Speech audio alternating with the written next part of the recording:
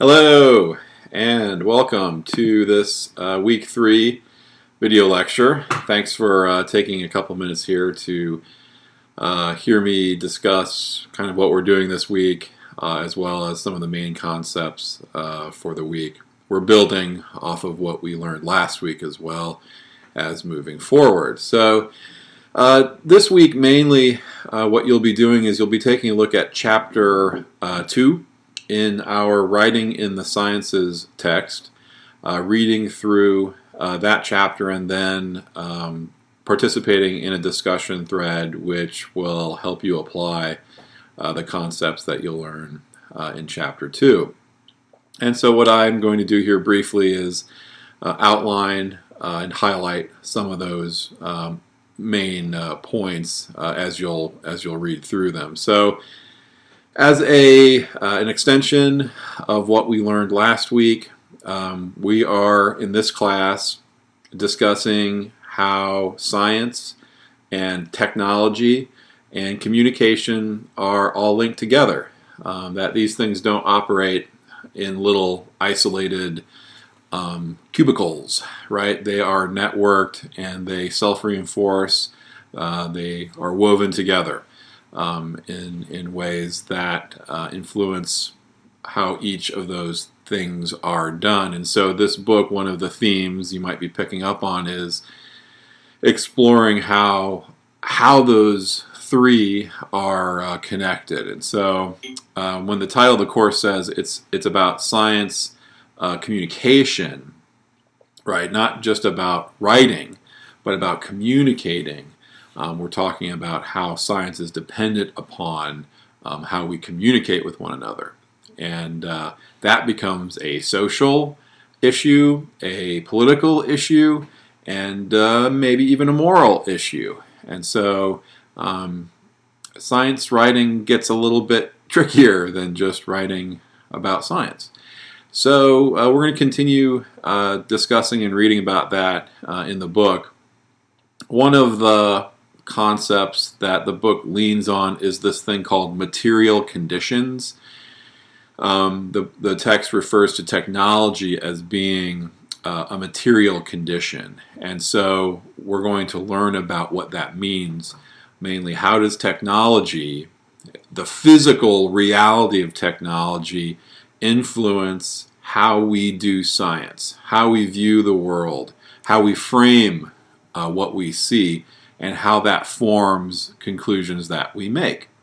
So the material conditions are not just about the physical nature of things like a hammer, but also the how those physical things are results of political and economic conditions.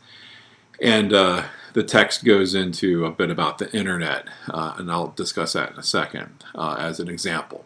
So it's again wedding or fusing science and technology to these other fields that we don't normally think about: politics, economics, morality, culture. Okay, we can't abstract the technology from the economic, political, and social matrix in which it is formed. So the material conditions, that's one concept that you'll see in chapter 2, and then the material advantages of a given technology and how those advantages open up and frame what we do when we research science. So the book gives a really great list, a bullet list of the material advantages of the internet. And it says that the internet, some of the material advantages are, and I'll just read off the list, how its technology influenced communication, basically. That's what we're talking about. Through its speed, storage, availability, intertextuality, searchability, malleability, adaptability, interactivity, and visualization. So what we're saying here is that the internet has certain material conditions or advantages that enable us to do science a certain way. We're focused on science and communication here, right? The internet obviously has a lot to do with everything, and so it has material advantages that pervade and touch on just about all aspects of our lives. But we're going to focus on, or the book, the text, and our course, is focused on how those material conditions affect how we do science and the conclusions that we draw and how we communicate those conclusions. Okay, so I hope that helps in explaining some of the concepts that might look funny when you first encounter them. So there are a couple other sections that are important in the text this week. You'll read about how science is dependent upon communication. That's kind of extending what we talked about last week. Science does not happen in isolation, right? That doesn't mean that you can't be in a lab by yourself doing your stuff, right? Doing work. It just means that even if you are by yourself working on something, you have read, you have researched, you have talked to people, right? You can't just do this in a vacuum on your own. It's all about the communication and that connectivity with other people. Similarly, the text focuses a little bit on online publications and how online publications affect communication in the sciences and research and the sharing of it. And then there's a really interesting section in the book that deals with the visual dimension of science and how the technology of how we see affects science and affects how we frame our